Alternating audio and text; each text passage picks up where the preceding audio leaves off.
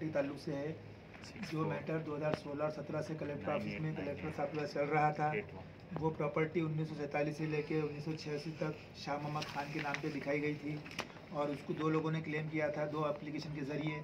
मुझे पता चला मेरे पक्षकार के ज़रिए 2021 में, तो मैं उस केस में सिविल प्रोसीजर कोड के अनुसार मुझे पार्टी बना बोल के दाखिल करके हाजिर हुआ। हाजिर होने के बाद मैं कोर्ट से भी सक्सेशन लाकर उसको इसमें दाखिल किया कि हम शाह मोहम्मद खान के वारिस है और ये प्रॉपर्टी हमारे नाम पे होनी चाहिए। तो 6/10 को कलेक्टर साहब ने सारे वकीलों को उनके चैम्बर में बुला के बोले कि इसमें आर्गूमेंट सबकी सुनना मुश्किल होगा, तो सारे वकील अपना आर्गूमेंट लेखी में दाखिल कर दे और मैटर हाँ रिजर्व ऑर्डर करके रख दिया गया। तो फिर हम लोगों ने हमारा लेखी आर्गूमेंट दाखिल कर दिया, जिसके ऊपर ऑर्डर 17/10/2023 को हुआ। लेकिन हम 6/10/2023 में रिजर्व फॉर ऑर्डर होने के बाद 6/11/2023 तक मैं और मेरे पक्षकार कलेक्टर ऑफिस के जो अधिकारी है शिंदे साहब, इनके पास 3 से 4 वक्त गए, तो उन्होंने ओरली हमें बताया कि अभी रिजर्व फॉर ऑर्डर है, ऑर्डर नहीं हुआ है। 8/11/2023 को मैं ऑनलाइन चेक कर रहा था, तो वैसे ही मैंने डालकर देखा तो मुझे पता चला कि ये दोनों एप्लीकेशन में से ऑर्डर हो गई है और एप्लीकेशन नंबर 774/2016 अलाउड हो गई है और उसमें वो प्रॉपर्टी उनके नाम पे लगानी चाहिए बोल के ऐसा कोर्ट ने आदेश दिया है। तो 9/11/2023 को मैं मेरे पक्षकार लेकर कलेक्टर ऑफिस गया, कॉपी एप्लीकेशन मूव किया, तो उन्होंने टालम टोल करे। फिर बाद में मैंने वहाँ पे प्रेस और यूट्यूबर्स बुला के एक बाइट दिया था, जिसे मैंने कहा था कि ये अपील जजमेंट हमको छुपा कर दिया गया, हमको अध्ययन में रखा गया और आज हम कभी एप्लीकेशन मूव कर रहे हैं तो जो कंसर्न अधिकारी है वो बोलते फाइल हमारे पास नहीं है, कलेक्टर साहब के पास है और दिवाली छुट्टियाँ लगने वाले थे तब और डिले होना, अपील दाखिल होने में मसले पैदा होना बोल के उनको अड़वा अड़वी के उत्तर दे रहे थे। जब हमने थ्रू मीडिया अगर जब बाइट दिया तो हमको सिर्फ जजमेंट की कॉपी 774/2016 की मिली, बाकी जो डॉक्यूमेंट हमने एप्लीकेशन लिखे थे वो एक भी डॉक्यूमेंट अभी भी मिला नहीं है, इसलिए हम हमारी अपील तैयार नहीं कर सकते और अपील में हम जा नहीं सकते। ये जो डिले हो रहा है ये सिर्फ कलेक्टर ऑफिस के लोगों की वजह से हो रहा है और नुकसान सिर्फ मेरे पक्षकार का हो रहा है। और अभी तक जितने भी मैंने बात कही है पूरी जिम्मेदारी से कही है। इस केस में जो पैसों का लेन देन हुआ है उस ताल्लुक से मैं चाहता हूँ कि उच्च स्तरीय बैठक बैठनी चाहिए और जिस तरीके से कानून की धज्जियाँ उड़ाई गई और अपील पीरियड के अंदर ये फेरफार किया गया उसकी भी चौकसी होना चाहिए और चौकसी का मैं अलग से अर्ज भी दूंगा और इसके खिलाफ मैं दिवाली में मैटर बना के पहले ही दिन हाई कोर्ट में अपील दाखिल करने वाला हूँ।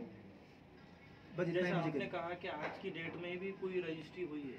आज की डेट में 3 रजिस्ट्रियाँ हुए, गट नंबर 26, गट नंबर 11 और गट नंबर 42।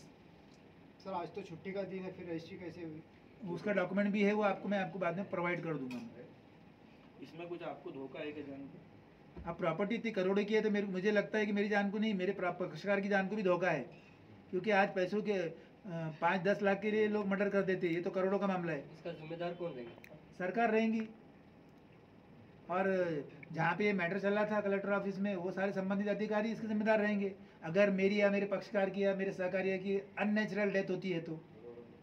बिल्कुल सर कुछ दिन पहले प्रॉपर्टी पे एनिमी प्रॉपर्टी है बोल के बोर्ड लगा, इसके बारे में आप क्या कहेंगे? साहब जैसे मैंने कहा है कि 1947 में जो लोग इंडिया छोड़ के गए थे उनकी एक लिस्ट तैयार की गई है जो कि दिल्ली में है। मैंने वहाँ माहिती अधिकार के माध्यम से एप्लीकेशन पुटअप किया था, स्पेसिफिकली लिखा था कि ये शाह मोहम्मद खान कब पाकिस्तान गया, तो मुझे वहाँ से जवाब मिला है कि शाह मोहम्मद खान नाम का कोई बंदा गया ऐसा हमारे पास रिकॉर्ड नहीं है। तो एनिमी प्रॉपर्टी कब होती? जब कोई बंदा इंडिया छोड़ के जाता है।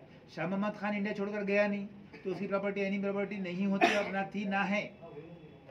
और वो चीज़ इस केस में कलेक्टर साहब ने भी घोषित किया है, सब तरफ बताए है, शाह मोहम्मद नाम था, ये था वो था, सब बताए और आखिर में हमारे एप्लीकेशन को ना रिजेक्ट किया, ना अलाउ किया, ना एडमिट किया और एप्लीकेशन नंबर 774/2016 अलाउड करके उनके नाम पे प्रॉपर्टी हो गई। उनको भी इतनी गड़बड़ थी कि 2 दिन के अंदर फेयर करा ली तो चौथे दिन बेच डाले।